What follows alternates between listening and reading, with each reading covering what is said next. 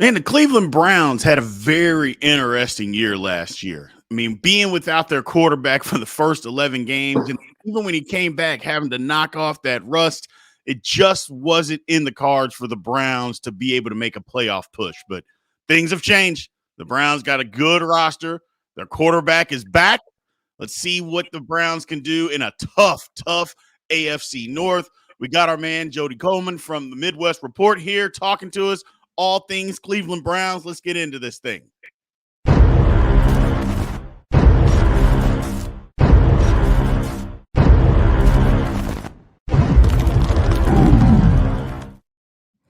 Jody, what's going on, my man? What's happening? Hey, what's going on? Before we even get started, I gotta do this. Oh, here we go, man. I gotta do this. I don't have my office set up all great just as yet, but yeah, man, I'm excited to be back and talk about the Browns. Absolutely. Again, thank everybody again for coming and talk to us on Big B Sports Talk. Again, remember to like, follow, subscribe. We appreciate all the support, man. So let's just dive right into this, man. The Browns last year was tough. You know, when you're not dealing with your quarterback, a good quarterback. Let's get that out of the way. Deshaun Watson is a great quarterback, but the guy hadn't played football in a long time. So looking towards this year, the first question that I think that is on a lot of people's minds, are can Deshaun Watson, can he make a push to get back to his form from 2020? Hey, you know what, Big B? Absolutely. The reason why is because he didn't come off of an injury. It'll be different if he was coming off of a year-ending injury or something like that. He was healthy. He had mentally, it was a lot of stuff going on, but Deshaun Watson physically is ready to go. Yeah. They said he's looking really good in training camp. He's hooking up with Elijah Moore, is turning into his favorite target. I was hoping that we have an opportunity to get D-Hop, which is still out there. He's still out there. It's still an option for Cleveland. But nevertheless, even if we don't get D-Hop, we got Amari Cooper, we got Darius People-Jones, and of course we got Nick Chubb in the backfield. So I think that the offensive line, we can't speak about without talk about the offensive line. So he will have protection. They said he's getting the ball out of his hand a lot quicker. He's starting to read the defenses a lot quicker, and he's knocking all the rust off. So I think Deshaun Watson will be right back, one of the top 5 quarterbacks, and I said it, top 5 quarterbacks by the end of the season. Well, and that's the thing. I mean, in 2020, it's without question Deshaun Watson was a top 5 quarterback in the league, if not top 3. I mean, He threw for over 4,800 yards, had a 112 rating, 33 touchdowns, 7 picks. The guy was at the top of his game and was a top quarterback in this league. Sitting out 20 months is a long time to not play football. It is just a long time to not play football. So hopefully that, he can knock off the rust that but even as a Steeler fan, hopefully he can knock off the rust because like I said, I want to see good players play well. Now, against the Steelers, I don't necessarily want him to play well, but at the same time, the guy is a good football player. I hope that he gets everything going back the right direction because the Browns got something going. If he can play well, the Browns absolutely have something going, man. Yeah, but see, once again, I go back to alluding to he's not coming off of an injury. We had guys like Peyton Manning coming off the neck injury when he went to Denver. Remember Tom Brady went down with the knee injury. Yep. Was out the whole season. Yep. Both of those guys came back and had epic years after their injuries. So I'm talking about a guy that finally he's not in the news. Big B. Yeah. He's not in the news. And really, to be honest, the Cleveland Browns are not really in the news. So that's right. The bad thing. The worst thing for a Cleveland fan is to hear our name in the newspaper because we get to read in the clips and think we're better than our record. We're 7-10 for a reason. So it leads me to the next question here as far as the Browns are concerned. The division that they are in is tough. Man, the AFC North, I call it the toughest division in football. Are the Browns ready to take the next step to be able to jump and compete and win the AFC North? That's a good question. I still don't think that we have the talent to beat the Cincinnati Bengals. I think the Bengals are still the cream of the crop in that division. No disrespect to the Steelers or to the Ravens, but right now you have to give the utmost respect to the Cincinnati Bengals because of Joe Burrow at quarterback. They do have the best quarterback in the division. They actually started to make football decisions, but let's not make any mistake. The Browns are in 9-2 versus the Bengals the last 11 meetings that they have, and they lost one last year, but that was when Deshaun Watson was coming off rush. But if you look at the earlier game that year with Jacoby Brissett, we really beat the crap out of the Bengals. Right. And normally inside that division, we went 3-3. So it's not as if we lost twice to the Steelers. We split with the Bengals. And I'm sorry, it was 2-4 because we split with the Ravens as well. So I believe that we can compete in the division. You know, division games are going to be battles every time you fight. Absolutely. It's gonna be. I don't care what the records are. You know, those divisional games are gonna be tough. And I do agree with you with us having the best division. I'm pretty sure the NFC East would probably argue a little bit with us with the Commanders and Giants and three of the teams making the playoffs: the Giants, the Cowboys, and the Eagles. But I do think last time we played that division, I remember the Browns swept their division, so I'm not really worried about them too much. Got it. So taking a look at the overall the team, I guess, aspect and trying to take that next step forward, you know, the Browns are an organization that have changed coaches like people change underwear. So my question is this a make or break season for Kevin Stefanski? Because there's a lot of questions, you know, question marks about what he's done. Should they be better? Now, you kind of got to throw last year out because if you don't have your starting quarterback, that's difficult. But a lot of things, why don't they give Nick Chubb the football more? You know, a lot of those questions come up. So I guess the question is this a make or break year for him? You know what, B? I'm glad you brought that up because Kevin Stefanski is a guy that doesn't show really any emotion. You never know when he's happy, when he's not. You know what I'm saying? He's not like a Tomlin. He's not like you know what I'm saying, Dick Vermeil back in the day, very emotional. He's not like that. So that's why it's hard to read. I don't want to throw last year out because when you say they didn't have a quarterback, okay, so it's a ton of teams around the league that didn't have a quarterback and they still was able to move forward. I'm a Cleveland fan, and I believe that the nowadays in the NFL you need to have depth, and that includes at the quarterback position.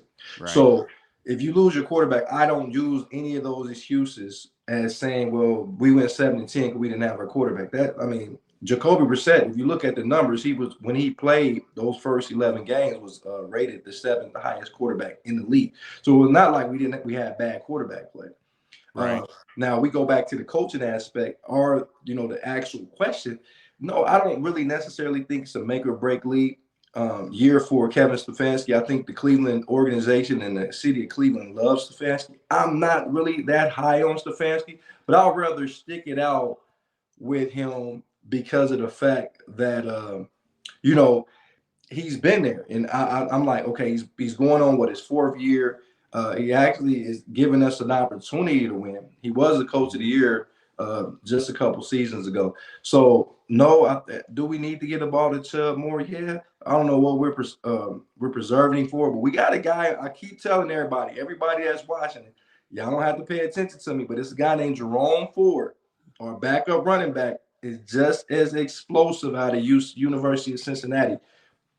Didn't play a lot last year. They had him at kick returner. Listen, he's going to be a definite upgrade to Kareem Hunt. And I know that's saying a lot. He's going to be an upgrade because he's more explosive. He catches well out the backfield.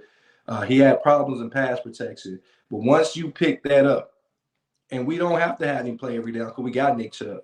And I'm not too much opposed to bringing Ezekiel Elliott in just to, if he wants to come to Cleveland and play some downs and give us some snaps, because he's probably the best pass protecting running back, maybe in this era.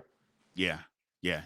So, and that's the thing is the Browns, you can't continuously just blame it on the coach, and then just keep changing, but even though that's their history, I mean, that's what they do. At some point, you got to be willing to stand up as an organization and just say, enough's enough.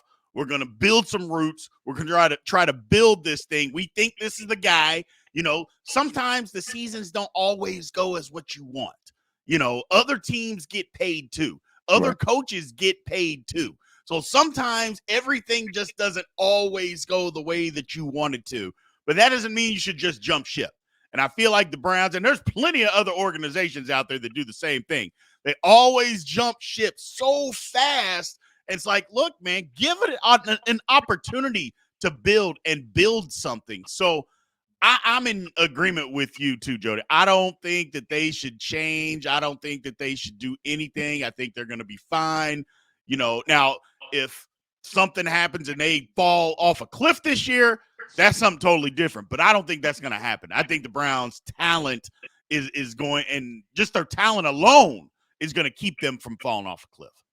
And I think what we need to give a big kudos to in Cleveland, they call him AB, Andrew Berry. I don't think he deserves the nickname AB yet. But Andrew Berry, young upstart GM, he's really plugged a lot of holes in Cleveland. His draft picks have been amazing the last 3 to 4 seasons. He's addressing the needs. Like I said, Cleveland in the 2000s have really never addressed needs like offense and defensive line. He has solidified both of the sides of the ball. He went and got Lazarius Smith, somebody that can come in and complement Myles Garrett. We've been trying to get a compliment to Myles Garrett since Myles Garrett has been drafted. We tried Clownies. We tried drafting Alex Smith. I think it's Alex Wright. We tried to get guys at that other side of the DN, and we just have never been able to. But I think it's beyond just getting somebody on the other side. Sometimes you got to get interior guys, which we did. We got Tomlinson from Minnesota, guy that was rated one of the top run stoppers, something that Cleveland have struggled with since we've been back in existence. We have not been able to stop the run. A lot of times when we played you guys last year, we played the Steelers. Najee Harris had a field day when he was only averaging under 4 yards a carry. But when he played Cleveland, it looked like he was all world again. So, I mean, it's certain things that Andrew Berry has done. He got guys in the secondary. I don't think our linebacker core is all that great, but he's winning out receivers, offensive line. He has done his job. So now everybody else, including Kevin Stefanski and the players, have to do theirs. Absolutely. And you brought up Myles Garrett. So Myles Garrett has been a premier pass rusher, premier defensive player in this league basically since his second year in the league. Right. Is this the year that he wins Defensive Player of the Year? Unfortunately not. I don't think that we have the components for him to win the Defensive Player of the Year, which I know that he wants to do. I'd rather him win the sack title. I'd rather him cause a lot of turnovers. I could really care less if he wins the Defensive Player of the Year. I just want him. The thing about Myles Garrett and what's my biggest knock on him, the reason why I had TJ Watt rated a little bit higher than him is because TJ Watt makes plays when the plays need to be made. Absolutely. I am waiting on Myles Garrett to make a play in the third and fourth quarter on third and fourth down. Yep. I'm waiting for that Myles Garrett. I've seen like flashes of it at the end of last season. I'm ready for that to when it's a third down and 7, I need him to make a play. Yep. I need him to consistently make plays. And that's when you see the Aaron Donalds of the world, the TJ Watts of the world. And that's when I want him to, even Nick Bosa last year, I'm waiting for him to graduate to that hemisphere of defensive play. Can he win a defensive player? Absolutely. I mean, we know the guy can get you 17, 18 sacks. Well, easy. But can he get those sacks? A lot of those sacks be in the first and second quarter. And then they still get the first down. I've seen one time we played New England Patriots last year. He got a sack, and it was 2nd and 20. They still got the first down. So what did it matter? You know what I'm saying, B? What does it matter? And we talk football. We out here to educate our people that's listening. Like, it don't matter if you get a sack for 11 yards on first down if they're gonna still get in 3 plays still get the first down. So I'm ready for him to make a play on a third down to cause a punt or a batted ball or something that contributes to getting that offense off the field. Absolutely. I heard for years, living here in Dallas, people for years used to say that about DeMarcus Ware. DeMarcus Ware was great, Hall of Famer, and he is without question. But the thing that people used to always say about him was he couldn't get the sack when you needed him to get the sack. When it was 3rd and 6, 3rd and 5. He couldn't get the sack. And it's not because he's not a great player, but, there's a difference, man. Sometimes there's levels to it, and you're right. As being a Steeler fan, TJ Watt, I see it all the time. When we need, even if it's not just a sack, if it's getting pressure, moving a quarterback out of the pocket, making him throw the ball away, or setting somebody else up to get a sack because he's getting pressure, you got to be there on 3rd down. That's literally where people make their money. So I 100% agree with you. You also mentioned something earlier as far as the run defense, as far as the Browns. Not great last year. What do you see? Did they do enough to change that? Because in this division, even Cincinnati runs the football too.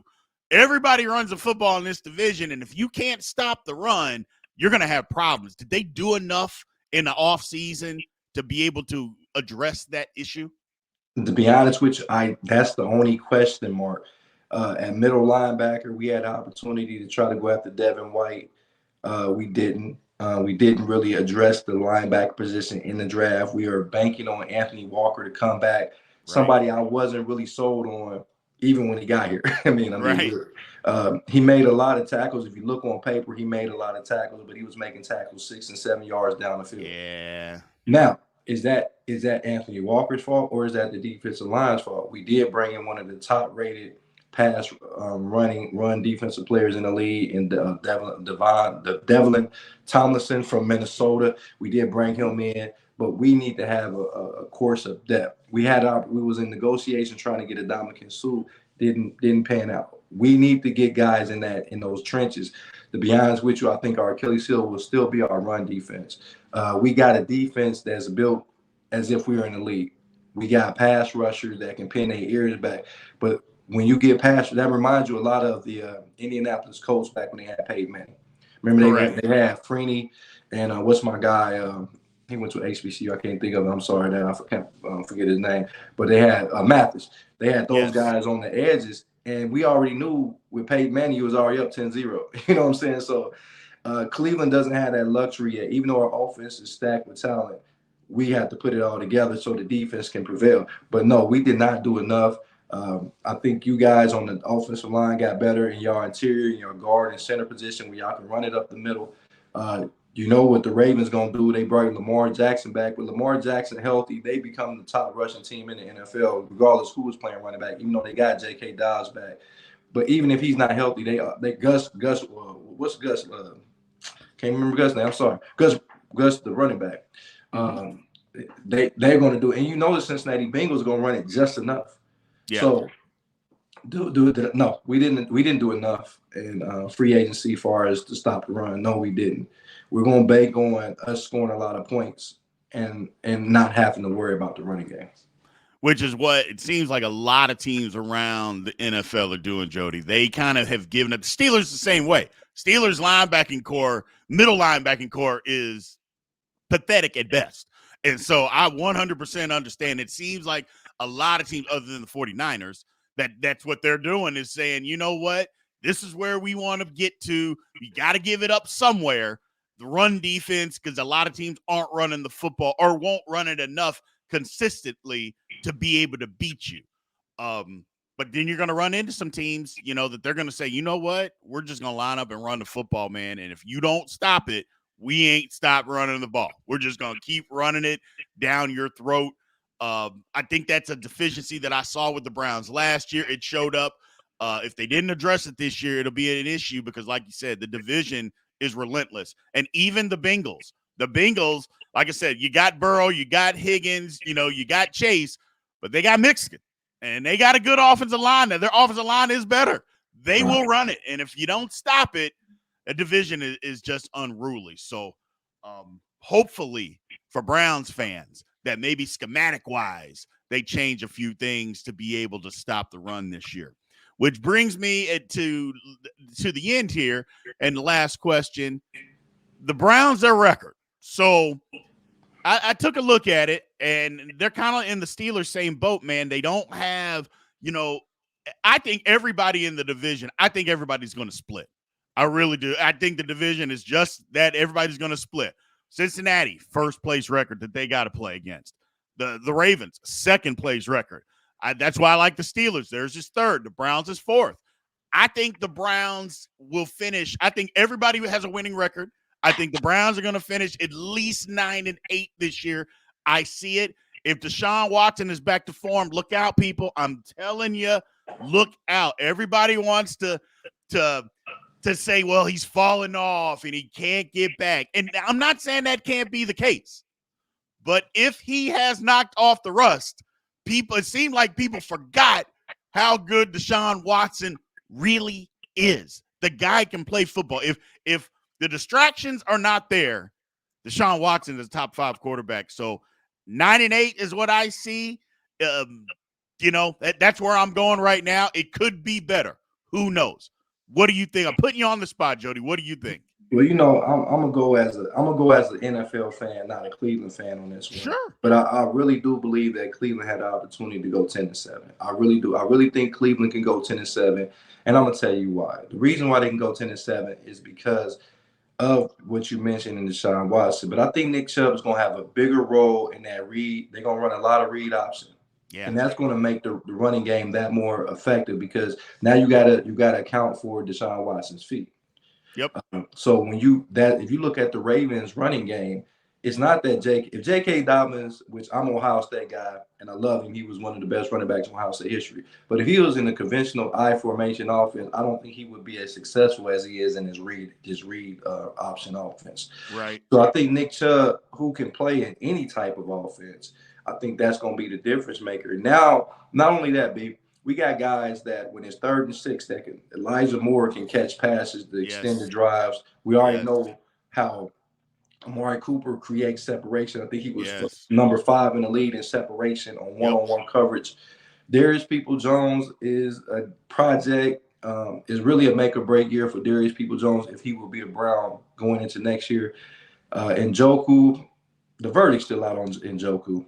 I'm gonna be so real much with talent, you. So much talent, but untapped. But who cares about talent if you're not producing it? Gotta do it, man. He drops a lot of passes. Yeah, and easy screen. I seen him drop a tight end screen, man. Right. A tight end screen, man. I'm like, yeah. So, Browns fan, that's a sore subject, man. That's a sore subject for sure with Browns fans. So we have to I'm glad you said it. We have to minimize the mistakes. I'm talking about. I don't watch every game in the last weekend. Listen, and when I say the little things, how people say that the NFL is a game of inches. It's Cleveland. If it's a way Cleveland can lose the game, they find that way to lose it. Whether it be a missed extra point, whether it be it's a 3rd and 1 and do a quarterback sneak and they get a half a yard. You know what I'm saying? Whether it be a missed tackle on an easy sack or a missed wrap up or a deflected ball that goes always to the offense. Normally, when you deflect the ball, it's normally an interception. Not for Cleveland. Right. So that's going to be I think we're going to correct those minimal mistakes that we have, and I say 10-7, Big B. 10-7. I got it. That's legitimate. That is absolutely legitimate. Man, I appreciate you joining us here again. We'll have you back during training camp before the season starts, because then we can get an even better prediction, an even better look at what's going on, because injuries, some guys getting cut. We can get a real breakdown of what's going on, what can happen, or what's going to happen through the season. At least get a better feel for it at that time. So I appreciate it, man. So go ahead. No, last thing. What I'm not going to do, and this goes for any team in NFL, I am not going to allow anybody to use injuries as an excuse ever again in football. I'm not going to do that. That's my movement now, B. Because the way that the NFL is a slew of talent out there. It's a slew of talent not even signed. I'm not going to allow teams, because it seems like they're being a little bit more lax with the salary caps. Right. You can go get you can go get depth. You can.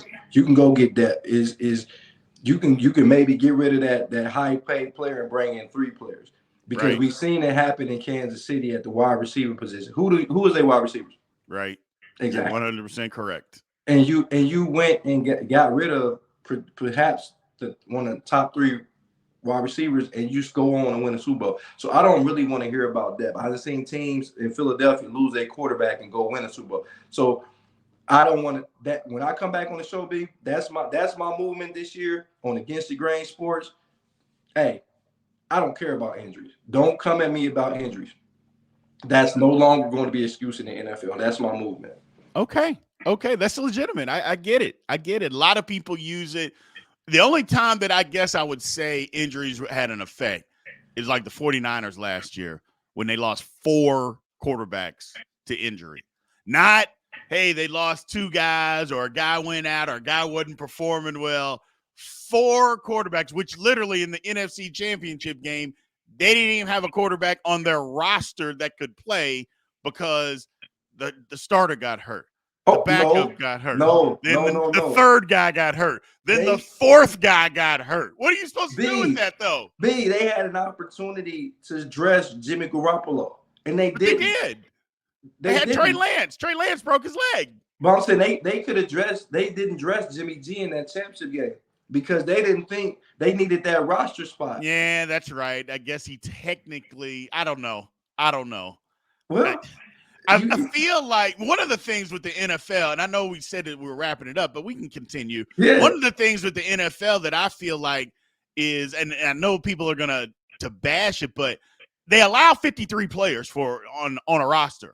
Why don't they allow 53 players to suit out every week? I've never figured that out. I just don't understand it. But you know what, B? Another thing, since they added that 17 game, since they added, why don't you add 2 to 3 more roster spots on the team anyway? Because you know that they always look, B, just give me a couple more minutes, man. Yeah, you're fine, man. They scream player safety. Player safety. They don't care. Player safety. They don't care. And then you go on to add a 17 game. Yeah, they don't care. Come on, man. It's money. I think most people understand that the NFL doesn't care. They don't. And they scream this player safety, but then you won't add more roster spots. I think they just added where you can have a 3rd quarterback dress. I think they did.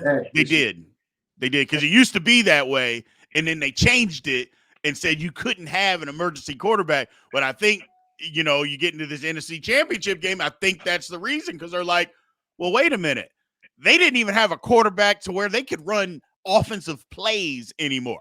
They couldn't even run an offensive play. So we got to change something. So you're right, man. I get it. I just, again, the whole 53-man roster thing, I've never been able to figure that out, bro. I don't know. You have them on the roster. They've officially made the team, but you can't dress them all out. Look, injuries are a part of football. It's just going to happen. Bones break, ligaments tear. That's just part of it. Sorry. And when you don't allow teams, I don't know. I know they try to say it's a competitive advantage. I'm like, well, no, it isn't. If you let all 53 people dress, everybody's equal. I don't get that. I don't get it. I don't get it either, because it'd be different if only one team can dress all their players. That's right. It's equal across the board. So it's no, like, some of these rules I'll be hearing. Like, I talked to Brian Mitchell, man, and we had a good conversation. I just was with him in D.C. a couple of days ago. Mm-hmm. And we all, every time I talked to him, this is like the 3rd time I had the pleasure of talking to him, we always talk about the body bag game, where he ended up having to play quarterback. That was a game and against Philadelphia Eagles when he was with the Washington Redskins at the time. And he said that he had to play quarterback. He actually has thrown NFL passes as a quarterback. And he said that the same thing about, like what you just alluded to about the 49ers not having quarterbacks on the roster. They had hurt, I think Rippon was already hurt. Then they had 2 other quarterbacks that was hurt. He ended up having to play quarterback from the running back position. And he said we should have had another quarterback dress. Right. That's exactly what you just said. Even in the early 90s, they still had those same issues when you were able to dress a 3rd quarterback. But sometimes you need depth at other positions, so you don't dress the quarterback. Because in your mind, you're like, oh, both of my quarterbacks not going to go down. Right? Correct. Until they do. Until they do. Well, I appreciate it, man. Again, thank you for joining us. Tell everybody where they can find you at, Jody. Hey, I appreciate what you're doing, man. I can't wait to come back. But you can find me on Against the Grain Sports. I'm on TikTok. You can look me up at Jody Coleman, Against the Grain Sports. It'll pop up. I'm on the tdreport.com. You can go to that website. I got a lot of nice articles on there, man, if you get an opportunity. And I'm also with 4.0 Sports Media. I got articles on there. I go live to games. I will be covering a lot of Big Ten football, a lot of the Bengals, Browns, Colts, and Detroit Lions in the Midwest. I'll be covering those games as well. And I'll be down in Texas messing with your boy Big B because, you know, shit, I'm gonna be everywhere, man. So I'm definitely appreciating the opportunity. Guys that's listening, man, just know, even though we get into it, we like each other, man. But, Absolutely. Hey, Absolutely. But when they come to them Steelers, man, I ain't feeling them right now. The Steelers are gonna be back, man. The Steelers are gonna be back. I'm telling y'all you. Never went nowhere. We didn't go nowhere. anywhere. We didn't go. This the one I tell everybody. I said the Steelers are really the one franchise that have went through a rebuild that didn't have to stink, that didn't have a losing record while they're literally going through a rebuild. And I think we figured it out. So if the quarterback play gets a little bit better, we'll see. And I think it's going to be a little bit better because the offensive line play is going to be better. And if the line plays better and we can run it and we can protect, the Steelers may have something. So we'll see. I'm going to tell you what, if Mike Tomlin is not rated the best coach in the NFL right now, only one I would probably put above him is maybe Andy Reid. No. And I'm going to tell you, I got a couple. The reason why I won't put Andy Reid is because now Andy Reid is considered a genius, right? Was he a genius before he got Patrick Mahomes? No, he wasn't. I rest my case. No, they thought he was a good coach, but he wasn't a genius. They was ready to run him out of town in Kansas City because he blew that 22-point playoff lead against the Colts. They were upset. They were absolutely upset. There's no question about it. They were upset. They were upset that they lost, and then it was the next year that they lost to the Titans at home in the playoffs. People were upset again. But you're right. He was not considered to be this quarterback genius until Patrick Mahomes came along. I think that's the perfect mesh. Don't get me wrong. But like I said, I like our guy. I like Mike Tomlin. So, not just Patrick Mahomes, Eric Bieniemy. Yeah. He didn't win a Super Bowl until he got because Patrick Mahomes and Eric Bieniemy came at the same exact time. Before that, he had a plethora of talent. Kansas City had Alex Smith. They had Kareem Hunt, lead rusher. They had Dwayne Bowe at one point. They had Travis Kelce. They had Tyreek Hill. So they had talent.